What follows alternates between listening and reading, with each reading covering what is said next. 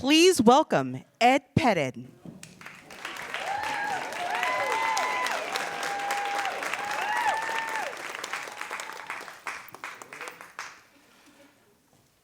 I woke up in total darkness. My fan had stopped spinning. I was overcome with a heavy, humid heat. It was July 8th, 2024, and Hurricane Beryl had just passed through overnight.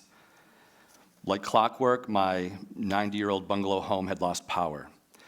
For the past 14 years, I've been living in Houston's 3rd Ward, a formerly redlined, historically African-American, a neighborhood that has gone through decades of disinvestment. And my neighbors and I, we were used to the power going out after storms.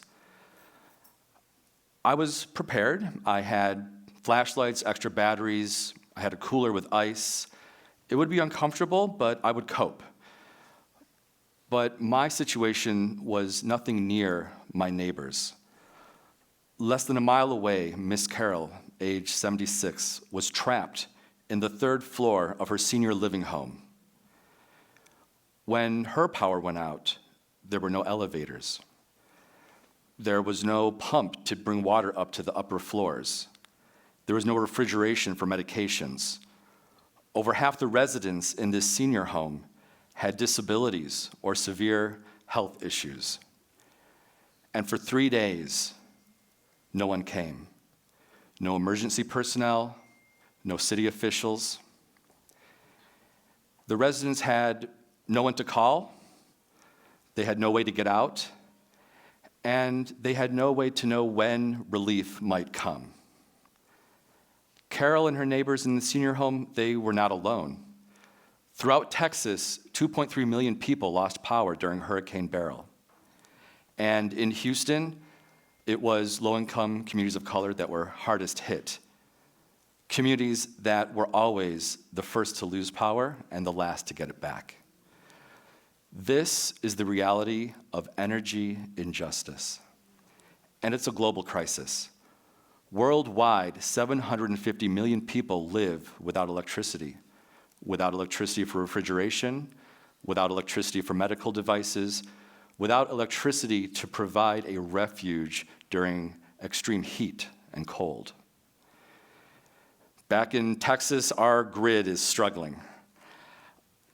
Storms are getting more and more severe and more frequent, and our power is going out more and more often.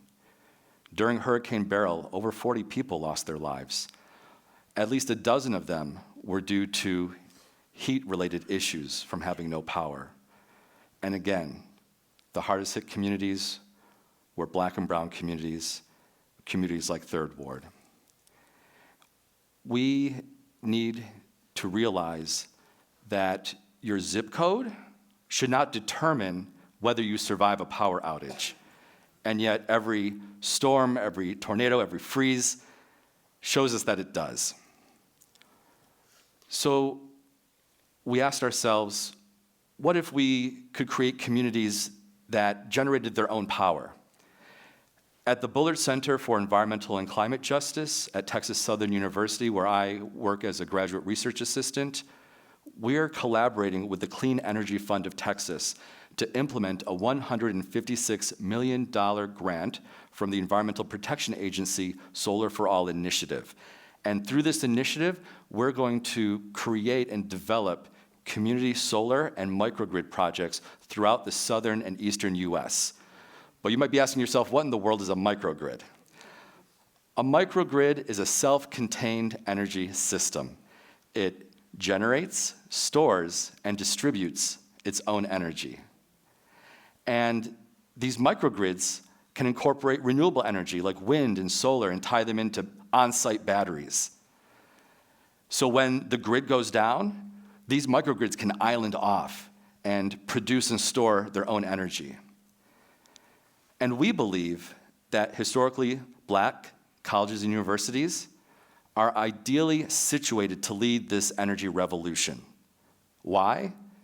Because many HBCUs are already in the communities that have the highest energy burdens and that experience the most power outages. And these HBCUs, they have decades of working with these communities and gaining their trust to be able to lead community-driven solutions.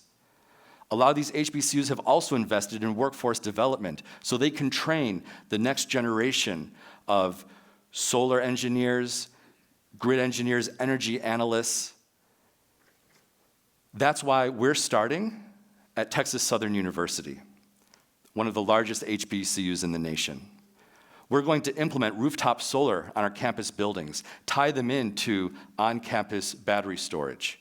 Then, we're going to use that as a launching pad to create community microgrids next door, tying in resilience hubs and affordable housing complexes and senior housing complexes. We want to ensure that places like Carroll's Senior Center never go dark again. Now, some of you may be asking, what does this have to do with me? I don't live in a low-income community. I don't live in Houston. I don't live in an area that experiences lots of hurricanes and power outages. The truth is that when you incorporate community solar and microgrids into the larger utility grid, you create a more secure energy system for everyone that results in fewer outages during storms, that lowers energy costs for everyone because we're decreasing the peak demand by adding in the solar and renewable energy. And we're also creating more energy security for entire regions. So what are we doing in Houston? It's not just a local solution, it's a scalable solution. We can take this model of community microgrids and work with communities in rural Africa to implement them, in villages. We can take them to disaster-prone areas of Southeast Asia. And this model of microgrids, it can break that chain, that cycle of storms coming in, the power going out, and the same communities suffering over and over again. This is not just a technical issue, it's a justice issue. And justice requires action. We need to advocate for community solar, we need to advocate for energy justice policies, and we need to demand that our leaders invest in microgrids. Imagine a neighborhood where no senior dies from heat during a storm. Imagine a city where no family lives in fear of the next power outage. Imagine a world where everyone has access to clean, affordable, and reliable energy. This is not just a fight for energy, it's a fight for dignity, it's a fight for survival, and it's a fight for resilience.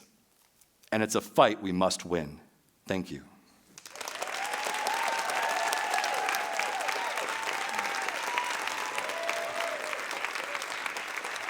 That was Ed Pettitt,